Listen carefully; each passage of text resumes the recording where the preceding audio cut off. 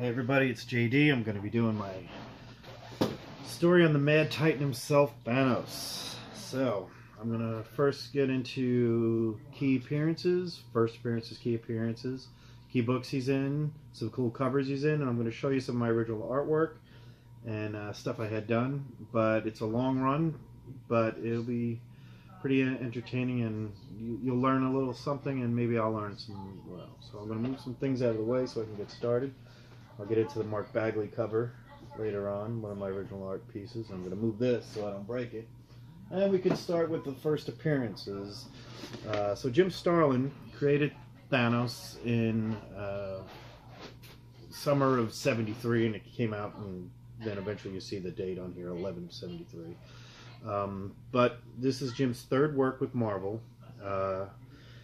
His first work was the first Iron Man 53, 54, 55, and then this became his first appearance. His also first appearance of Thanos' brother Star Fox, his father Mentor, his grandfather Kronos, and Drax the Destroyer, who was invented by Kronos in this storyline, as well as the Blood Brothers as well. And they come back again in another Thanos story. This is the first appearance. Prices for this book graded 4s, 5s, 6s, anywhere between $400 to $600. You can expect 7s, halves run 7s to 7.5s run, close to that $700-800 range, and then it jumps to 1,000 at 8.5s, 9s go all the way up. You're well over $1,000 at that point. Raws are still out there. You see very fine near mint. People claiming that they're very fine near mint out there on eBay for about $400 to $500. I've seen them go for. eBay's a little rough on there. Auctions are good. Auction sites are great. So if you do see them in the wild, good luck. I actually bought mine in 1990 for $20 because it was the first appearance of Star Fox. That was the big name at the time because he was hanging out with the Avengers. Thanos did return at that point, but so anyway. This is not technically a Thanos appearance. However, this is the first Jim Starlin solo work for Marvel, and Thanos is mentioned in here. He's a flashback but it's technically his first appearance. So this is not really an appearance, but it's a key for Thanos. His second appearance, also his first cover appearance, is here. So there you've got him in the corner there with Death. They call this the first appearance of Death. Very debatable, because Death was in the 40s. Death has been in War of Hell, War is Hell book. I don't know what the real true first appearance of Death is. There's a lot of people claim that this is the first appearance of Death. The girl that he was infatuated with. But, however, I'll get into this. Next one, technically, is the first appearance of Thanos when he interacts with everybody, because Thanos in the other ones was a robot or was a flashback scene. This is the first time Thanos actually interacts with the characters in Captain Marvel number 27. Here's Captain Marvel number 28. A very pretty cool book here. Third appearance of Thanos, so to speak. Then he's involved with the storylines in 29, 30, 31, and 32. It's important that you know the storyline because it all leads up to number 33, which is the origin of Thanos, the first origin of the Thanos story. It's a really cool storyline. It's retold. It's the origin of Drax as well. Cool cover. That's Thanos there fighting different color Thanos, different kind of like almost a negative with the green up there. But I do love this book. He's got him by the head. It's a cool cover. Most of those books, I can tell you right now, range between in the mid-range raw $20 to $30. High-end, high-grade, you're talking $80 to $100 on the first, especially 25, 26, 27, 28, and 33. The middle ones you probably can get it for a couple of bucks less, maybe 10, 20 bucks less. This is another appearance of Thanos is in here. It kind of retells the story of where the Blood Brothers, how they met Thanos. Thanos was first, his Black Order, so to speak, or his children he had, quote unquote, or the people he hung out with were the Blood Brothers, were the first ones you actually meet. But he's in there as well, Thanos. Then Thanos makes an appearance on the cover and interacts with the Avengers. This is Avengers 125. This is from 1974. This ranges about a $50 to $75 book. I've seen it go for 77 to $100 graded. These things in the 9.2 to 9.4 range definitely break the well over the $100 barrier. It's a key book. This is probably an 8.5, maybe a 9. It's white pages though. It's a Western Pen collection. I'll get into my Western Pen pedigrees later. Then the second Jim Starlin storyline that he appears in is the Warlock series. Now he doesn't appear in number 9, but it's a key book in the series or in the arc of the first origin of Thanos in the 70s. And this is definitely the premiere, pulse-pounding premiere issue Warlock. This is his first one, but this talks about the Soul Gem is very important in here. And then Magnus, which is his alter ego or his evil ego. And there it is, Thanos versus Magnus and Warlock. He also appears in number 15. These run anywhere between 20 to 25 bucks. Some are at 10 bucks. You could probably find these, do some good digging out there. You could pick these up. And here are 3 that aren't part of the storyline. It's briefly mentioned in there. The Moondragon storyline, also known as Blind Man's Bluff. Captain Marvel appears in these. These are Daredevil's 105 to 107. Thanos is mentioned in all of them. He's briefly seen in stories of them telling the story of Thanos. It's pretty good. Then you've got, I'm not going to go in exact order because I'm not going to spoil it here. This is the Avengers Annual number 7, another appearance of Thanos from 1977. Thanos on the cover again with the Avengers. Obviously key because this is, in the middle of Avengers 3 and 4. Key cover here. Key book. I've seen this. This is one of those books that I've seen go for a lot more recently than the 125. There's a lot of people who are interested in this. This actually is the first appearance of all 6 of the Infinity Gems. They were Infinity Gems before they were stones. And there's no gauntlet or anything. It was the first appearance of all the Infinity Gems here. This is an important book. I think this is a key that actually is the key of all the later Thanos ones. He's on the cover. This is the death of Thanos. It's also the first appearance of Chaos and Order. More Eternals or Celestials, so to speak. Chaos and Order's first appearance is in this Marvel 2-in-1 number 2. By the way, that Marvel premiere King Size issue was number 15. Then there's so Thanos passed away, and how he dies is pretty cool. This has been repeated in Warlock and the Infinity Watch 15 and Adam Warlock 15 as well. This is the original artwork from it. There's Moondragon down here. There's Thanos turned to stone. This is not from. This is the same scene is repeated here. This was done by Daryl Skelton. That's done by Jim Starlin there. So there you got one of the first original artwork pieces you'll see with Thanos on.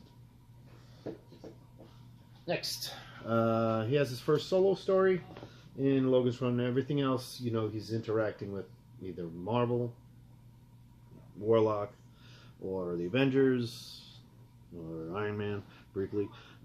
This is here, his own solo story. This is Logan's Run number 6. These, these were $5. Most of these were $5. These things are now skyrocketing because everybody calls it the first Thanos story. Okay, you're right, it's the first solo story, but it's not. You're going to read this entire book of Logan's Run for about 2 pages of that solo story, about 4. There's an ad in the middle of it too. So Thanos, as we said, dies for the first time.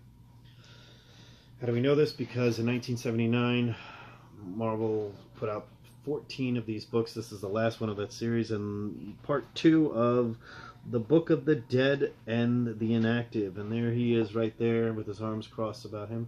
Thanos does appear again in a book that I did not want to bring out because actually I'm debating on getting it graded right now, and I'm going to have it sent to my cleaner. Death of Captain Marvel, a key Jim Starlin book from the 80s. Spoiler alert, Captain Marvel that we saw dies, and the most saddest story is he doesn't get killed by anybody, he dies of cancer, but he's walked to death by Thanos. It's a pretty cool storyline. Thanos is long gone. All of a sudden, Jim Starlin wants to come back and write some stuff. He's writing for the Silver Surfer and says, I'm going to bring back my Mad Titan, which he does. 1989-90, he brings back Thanos with the Silver Surfer here. I'm going to move these out of the way so I can get discuss more. So Thanos goes up against Silver Surfer. He's back. It would call him Death. Then 34 is a key issue. 35 is also a key issue. I have it, but I didn't want to bring him out here. Kind of a key issue because it actually reintroduces Drax as well as Thanos. The key issue of that run, obviously, is the beginning of the Infinity Gauntlet story. This is pre-Thanos Quest. This is actually, it's tied with Thanos Quest at the same time. This is when he decides to create the Infinity Gauntlet, or try to get one. And while that's the first appearance of Infinity Gauntlet, he decides to do the Thanos Quest. There are a couple of copies of this. This is the first edition of the first part. There's 2 parts. First part, this is where you get the first 3 Infinity Gems, and then there was a one-shot that was done right after this, which has both storylines in there. Both are very available. This is now going graded for like $100. I find it hysterical because it was like $10 2 years ago. Nobody really cared. Then you started the Infinity Gauntlet story. I'm not going to go through all 6 issues of it. I'm just going to go through the first one because it is the coolest George Perez cover out there. In my opinion, it's just got everything you want right there. Key issue also in that run, one of my favorite covers that comes back several times themed, is Thanos has a little herald on his lap. This one's female in this case, and he's got the little Silver Surfer there by the little BDSM choco collar going on there. So go figure that. Okay.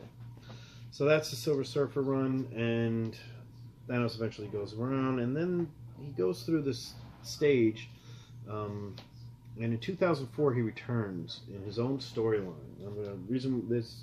The redemption story. There's a few other stories with Thanos in it, but he gets his own book eventually in 2004. Starlin writes it here. There's a key story arc in here called the Samaritan story arc. This is, I think, the first one here. The Samaritan story arc is Thanos the farmer, like you saw at the end of Avengers Infinity War, when he sits there and he just wants to sit back and watch the sunrise. Thanos actually was a farmer in this storyline, and he wanted to relax. So there he is, redemption of what happened to his lovely planet. And there is a key issue in this one, and it's number 11 of the series. It's Samaritan 5 of 6. It's a good story arc. I recommend you read it if you're really into Thanos. You can get these books really cheap. This might be the most expensive one of the bunch, just because there's a little tidbit on this. This is the first appearance of the Fallen One, who is Galactus's first herald. So Silver Surfer was his major herald during the first time we ever introduced him, but his first herald ever, Galactus' first herald ever, was the Fallen One. And then you have Thanos farmer in his gear. After that came the Imperative, the Thanos Imperative. There was 3 storylines in the Imperative. There was, Invention and Destruction. This is the variant cover, the first one I decided to do. I just love the cover of him just grabbing Star-Lord just by the throat and just putting again, he's got the chains around him. Thanos is free out of jail. Eventually then, that was the Abnett Landing, which is very similar to the Guardians of the Galaxy. After that, there was the Annihilation series, which was done by Griffin and everybody else. And here's a really cool cover of that. This is also the death of Thanos again. This is Annihilation number 4 of the 6 series. There's also Annihilation, Silver Surfer, Wrath, Quasar. But in this case, and Conquest, well, the first time the Guardians of the Galaxy appear is this team of the Rocket, Drax, Gamora, Nebula, Adam Warlock, and Star-Lord. This Drax fighting Thanos here. This cover is actually a 2006 cover done by Gabriel Dell'Otto, one of the hot guys that everybody loves today. This is a great cover of his. This book is going to skyrocket. I know it is because I've already been told, I've been made offers on this book well higher than what anybody has been paying for it. It is the death of Thanos, another death of Thanos storyline. I'm not going to tell you what happens, but it's a very cool storyline there. And there you see Drax right there. Okay, so after this, Thanos gets another story arc. This was done by Jason Aaron. And I took the coolest cover of the bunch to show it here. It's a 5-issue set called Thanos Rising. This is when, prior to the Avengers movie in 2012, or right after it, Marvel kind of had a Thanos rebirth at the end of the film, the Thanos Rebirth, of let's do something more with the characters. So all of a sudden they started giving it to some writers that were known but not really known. Jason Aaron was mostly known at this point for doing Wolverine and some Hulk. And then he did this prior to doing God of Thunder. He did a Thanos Rising. Now, this is a Marko Jerkovic cover, my favorite cover of the bunch. I got a 5-issue set. There are a few other cool covers in there. Notice when I talked about the realms and everything, look at the just great artwork on that. After that was over, that led into something that crossed over between almost like 5 or 6 different series of The End is Coming. The End is Coming. It was known as, before The End or Original Sin, there was the Infinity. This was a free comic book day book that is now worth money. This starts the Infinity series. Now the Infinity series here is similar to the Infinity Gauntlet, deals with the Illuminati, but there's so many covers I want to show you on this one. Just because it's Thanos and I promised you cool covers, I'm going to show you some really cool ones here. This is the first one, the standard one that came out. Standard. There's one with the cat, Mark Brooks cat version, which I have over there. I have a lot of these signed. There's another Mark Brooks version with him on skulls. I have a bunch of them signed.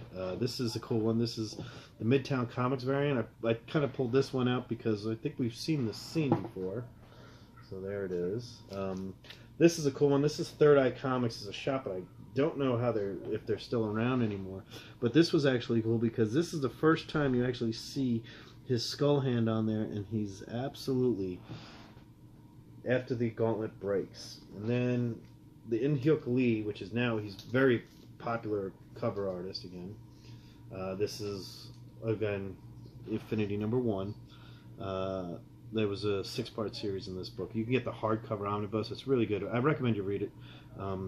This is a great cover here. This does a matching set of each of the Dawn of the, now known as the Children of Thanos. You have Proxima Midnight, Corvus Glaive, Black Dwarf, which is Cole Obsidian, which actually they were called the Cole Obsidian, but in the movie, Cole Obsidian is a really big dude with the hammer.